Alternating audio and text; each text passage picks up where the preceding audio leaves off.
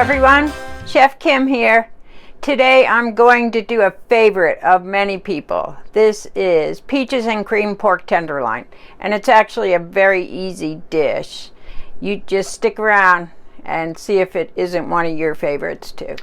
Well, to start off, we're going to clean up a pork tenderloin. Now make sure you get a pork tenderloin, not a pork loin. Make sure you read the label properly. And also do not get one that's marinated. So many pork tenderloin packages they're marinated, so it's hard to find the ones that are just plain. Now this is silver skin here. There's just a little bit of it. This here is just some other fat, and this would just melt away when you cook it. That is not as important to get rid of, but I'll show you the silver skin. And if you have a boning knife, that's the best. You need a knife with kind of a narrow point. It helps you to do this properly. What you want to do is get your knife underneath the silver skin, the end of it. See, just like that. And it's almost like taking the skin off a fish.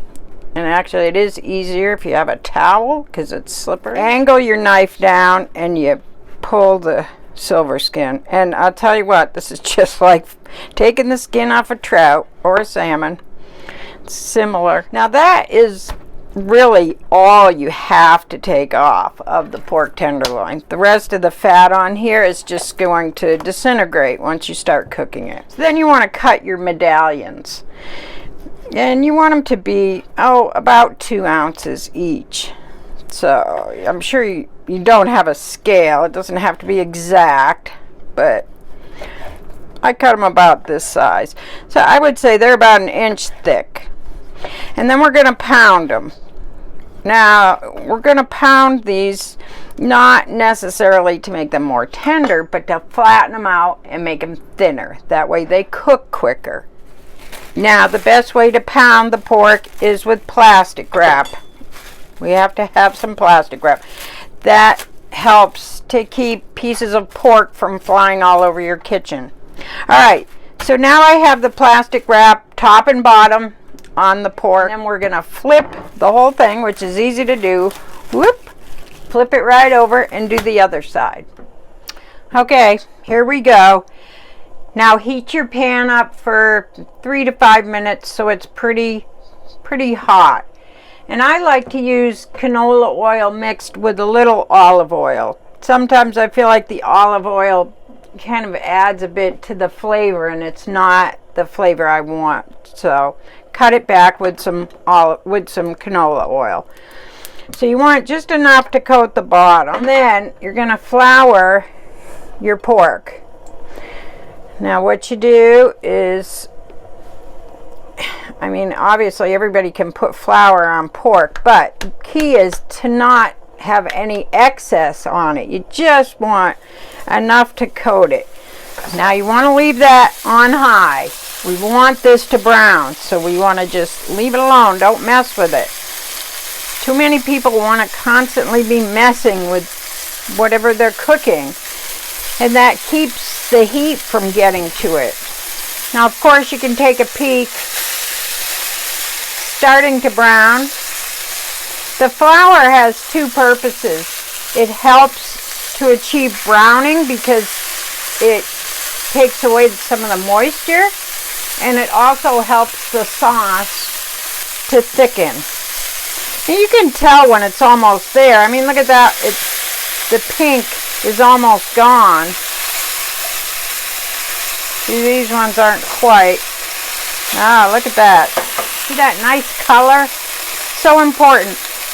And if you were doing more, you could fit a few more pieces in here, but be careful you don't overload the pan, because that also lowers the heat, tends to steam, and not sear. You want to sear it and get that nice brown color.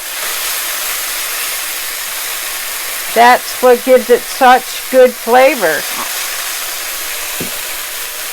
So many people might have the right ingredients, but they're just either afraid to cook over higher heat, As long as you're careful and you're right there watching it, it's nothing wrong with that. All right. Now, if you have a gas stove, you're going to want to either shut off your gas, which is what I'll do right now, and then, actually, I want to keep it on because we might flame it, give you a little show. But you want it, before you add your peach schnapps, take it off the heat. Add your schnapps. Woo! You got that show, right? Now we'll add some cream. Peaches. Pistachios. Having a bit of trouble getting the brown sugar out. There we go. You don't want it too sweet, but it is kind of a sweet dish. Alright. Now, shut it off. It's done. I put a little salt in there too. Now, I'm going to add just a touch more schnapps and a little more cream. So you have to be careful that before you know it, the sauce can be gone. So, all you have to do is add a little bit more cream and the schnapps if you want. Alright, so that looks perfect. Take a taste. Make sure the sauce is the way you like it. Ah, awesome. Well, here's our finished peaches and cream pork tenderloin. Thanks for watching. Happy cooking.